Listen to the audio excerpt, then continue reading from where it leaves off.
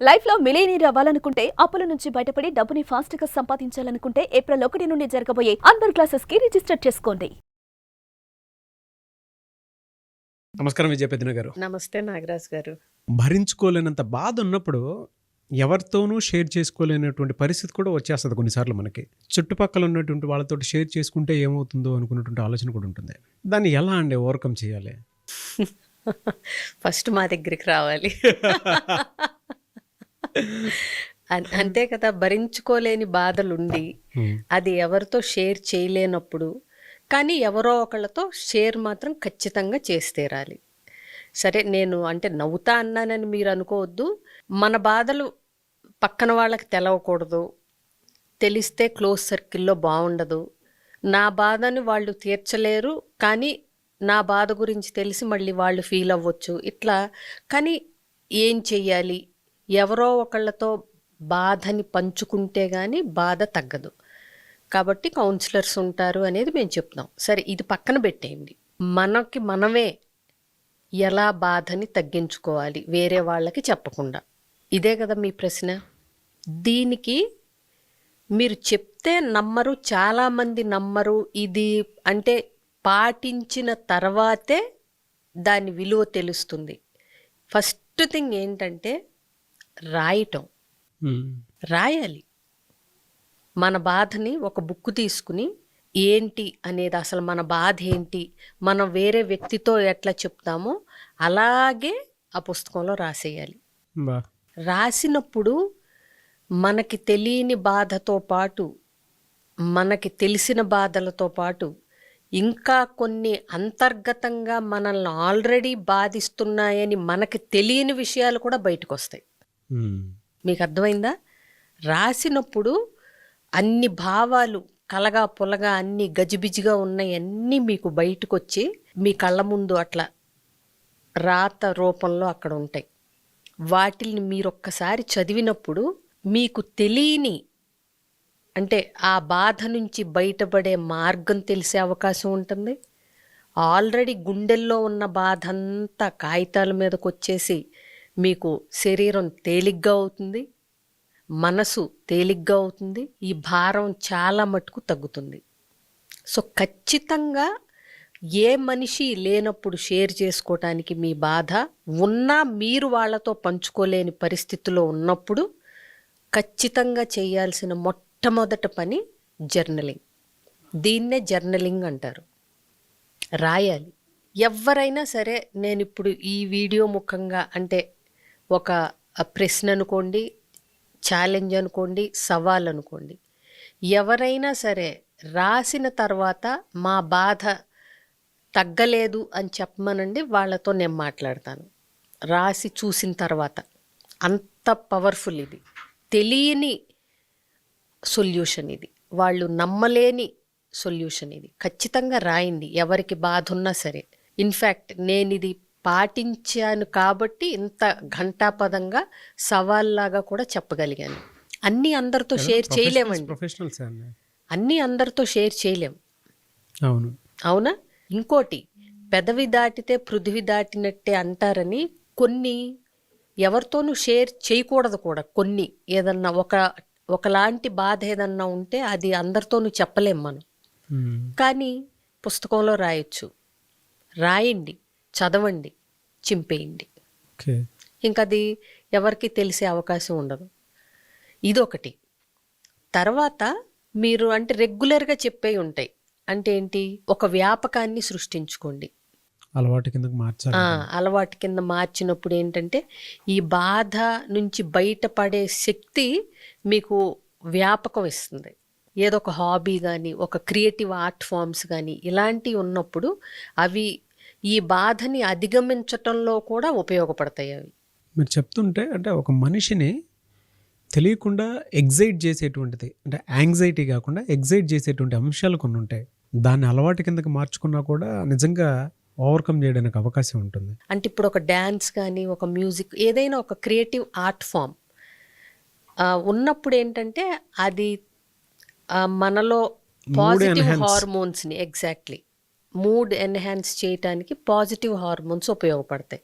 అవి వచ్చి మనం మనసు ఉల్లాసంగా ఉన్నప్పుడు ఎప్పుడైనా మనకి బాధ కలిగించే విషయాలు కానీ సంఘటనలు కానీ ఏదన్నా జరిగినప్పుడు కోప్ చేయటానికి, హ్యాండిల్ చేసుకోవటానికి, మేనేజ్ చేసుకోవటానికి ఈ వ్యాపకాలు, హాబీస్ దట్టు కొంచెం క్రియేటివ్గా ఉండేవి, మనలో ఉన్న ఒక ఆర్ట్ ఫామ్ను, ఒక క్రియేటివిటీని బయటికి తెచ్చేలాంటివి గనక చేయగలిగితే చాలా బాగుంటుంది. ఇంకోటి, అందరికీ మరి క్రియేటివిటీ ఎక్కడ ఉంటుందండి అని అడగొచ్చు మీరు. ప్రతి మనిషిలోనూ తెలియకుండా ఏదో ఒక కళ ఉంటుందండి. కొంతమందికి మాట్లాడే కళ, లేకపోతే రాసే కళ, అంటే చాలామంది ఆర్ట్ ఫామ్ చేయటం తెలియకుండానే హమ్ చేస్తూ ఉంటారు. కొంతమంది పెద్ద సింగర్ అయిపోక్కర్లేదు, నచ్చిన పాటలు ఆహ్లాదంగా గొంతెత్తి పాడుకోవటం, వాళ్ళుగా ఉండటం, ఇవన్నీ కూడా తెలియకుండా ఉపయోగపడతాయి. ఇంకొకటి కొట్టిపారేయలేనిది ధ్యానం.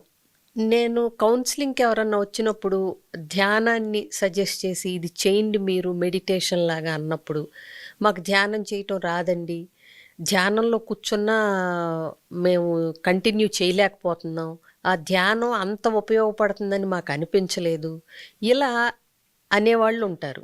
అది వాళ్ళ తప్పు కూడా కాదండి. ఎందుకంటే ధ్యానం అనే దానికి ఇప్పుడు మెడిటేషన్ అనేది ఒక కామన్ పదంలాగా మెడిటేషన్ అనుకుంటా అది అయిపోయింది. కాకపోతే బిగినర్స్కి నేనేం చెప్తానంటే, ధ్యానం అంటే ఏదో ఒక్క దాని మీద కాన్సన్ట్రేట్ చేయాలి, చేయలేకపోతే మీరు ఫెయిల్ అయినట్టు, ధ్యానం చేయలేని వాళ్ళ కింద లెక్క, ఇవన్నీ పక్కన పెడితే మొట్టమొదట ధ్యానం అని ఎప్పుడు చేయని వాళ్ళు చెయ్యాలంటే నేను చెప్పేది ఒకటే, మీరేమీ చెయ్యొద్దు, నంబర్ ఆఫ్ బ్రీదింగ్స్ కౌంట్ చేసుకోండి చాలు. శ్వాస మీద ధ్యాస. ఒక గాలి పీల్చుకోండి, గాలి వదలండి, అది 1. మళ్ళీ గాలి పీల్చండి, గాలి వదలండి, 2. అట్లా ఇవి కౌంట్ చేసుకోండి మొదట్లో. ఓన్లీ పాయింట్ ఏంటంటే నేను చెప్పేది, సో గాలి పీల్చండి, గాలి వదలండి. అయితే ఇక్కడ ఒక చిన్న విషయం గమనించాలి మీరు.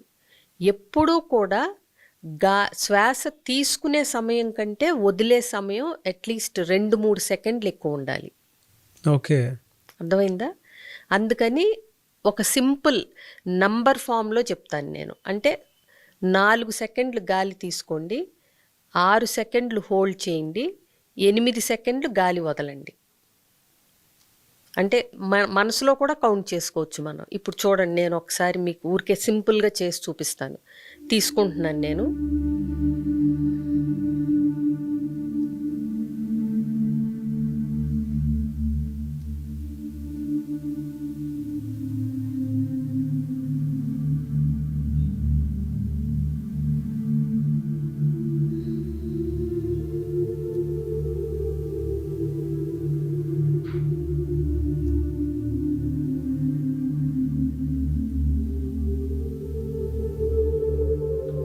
మీకు అర్థమైంది కదా నా సైగల్ ద్వారా? చాలా క్లియర్గా అర్థమైంది.